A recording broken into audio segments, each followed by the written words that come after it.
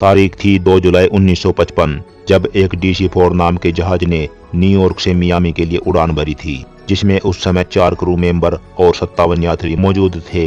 लेकिन इस जहाज के उड़ान भरने के कुछ ही मिनटों के बाद कंट्रोल रूम से इसका संपर्क टूट गया और जहाज रडार पर भी दिखाई नहीं दे रहा था।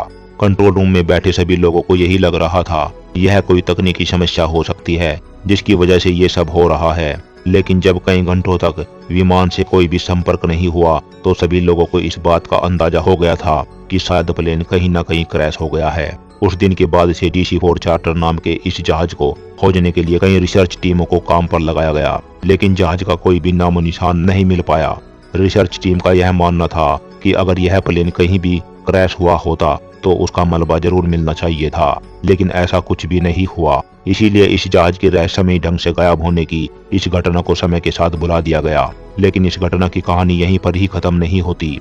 दिन था 21 मई 1992। कैरेसर वेनेजुएला नाम के एयरपोर्ट के सभी कर्मचारी और कंट्रोल रूम में बैठे जुआंडी नाम के एक मुख्य अधिकारी हमेशा की तरह अपना काम कर रहे थे। लेकिन आज जो घटना होने वाली थी उसके बारे में किसी ने सपने में भी नहीं सोचा होगा। सब कुछ ठीक ठाक चल रहा था, लेकिन जुआंडी नाम के अधिकारी ने रडार पर अचानक कहीं से आ रहे एक प्लेन को देखा। जुआंडी उस प्लेन के अचानक रडार पर आ जाने से चिंता में पड़ गए। किसी भी प्रकार की दुर्घटना ना हो, उससे पहले जुआंडी ने उस प्लेन के पायलट से रेडियो सिग्नल के माध्यम से कुछ पूछना चाहा। तो उस प्लेन के पायलट ने कहा कि हम लोग फिलहाल कहाँ पर है। पायलट की आवाज से ऐसा लग रहा था कि वह बहुत डरा हुआ है। तभी उसने अपनी पहचान के लिए बताया कि हम DC-4 में बैठे पायलट, 4 क्रू मेंबर और 57 यात्रियों के साथ न्यूयॉर्क से मियामी के लिए निकले हैं। इतना सुनते ही पूरा कंट्रोल रूम शांत हो गया, क्योंकि यह वही जहाज था जो आज से 37 साल पहले रहस्यमयी ढंग से गायब हो गया था। जुआंडी ने कुछ भी सोचने से पहले उस जहाज को नीचे उतरने के लिए जगह दे दी। जहाज के नीचे उतरने के बाद पायलट ने कंट्रोल रूम से पूछा कि हम कहाँ हैं। तब कंट्रोल रूम ने जवाब दिया कि आज 21 मई 1992 है।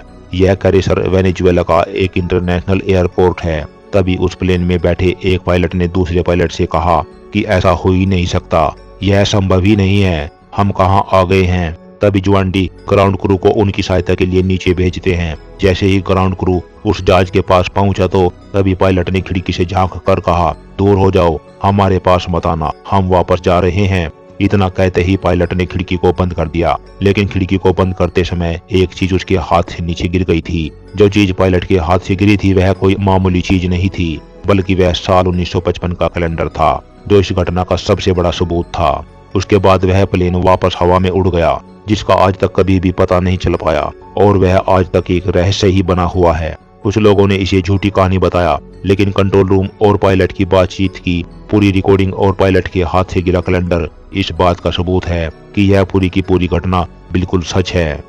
साल था 1911 का, जब रोम में ट्रेन बनाने वाली जेनेटी नाम की एक इटालियन कंपनी ने एक ऐसी लग्जरी ट्रेन का निर्माण किया था जिसमें मात्र 3 डब्बे थे। यह ट्रेन उस वक्त की सबसे लग्जरी ट्रेन मानी गई। इस ट्रेन में जरूरत की सभी सुख सुविधाओं का ध्यान रखा गया था।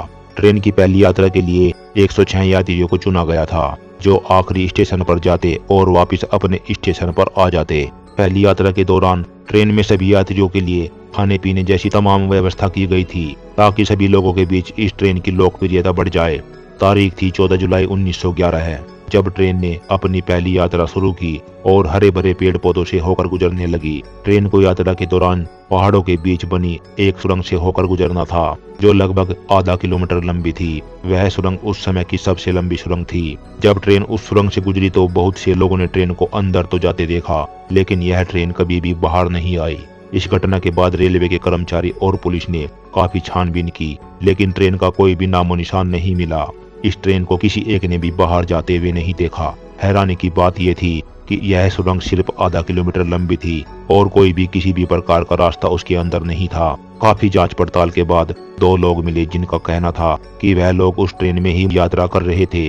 इन दोनों ने एक इटालियन प्रेस में दिए एक इंटरव्यू में बताया कि ट्रेन सुरंग में जाते ही काफी धीमी हो गई थी और धीरे धीरे सफेद बादलों के धुएं में गायब होने लगी। ये दोनों व्यक्ति घबरा कर ट्रेन से नीचे कूद पड़े। उसके बाद क्या हुआ उन्हें कुछ भी याद नहीं था, और ट्रेन कहाँ गायब हो गई ये भी रहस्य ही बना रहा। इसके बाद रेल यातायात अधिकारियों ने इस सुरंग को हमेशा के लिए बंद करने का फैसला लिया और द्वितीय विश्व युद्ध के दौरान प्लेन से बम गिराकर इस सुरंग को नष्ट कर दिया गया। लेकिन इस घटना का रहस्य यहीं खत्म नहीं होता। ट्रेन में मौजूद किसी यात्री के रिश्तेदारों में से किसी ने जब पुराने रिकॉर्ड को देखा तो उसे 1840 का एक हॉस्पिटल का रिकॉर्ड मिला। उस रिकॉर्ड के अनुसार एक दिन एक साथ 104 लोग उस हॉस्पिटल में भर्ती हुए थे और सभी लोग अजीबोगरीब कपड़ों में थे और साथ ही सभी लोग अजीब सी हरकत भी कर रहे थे।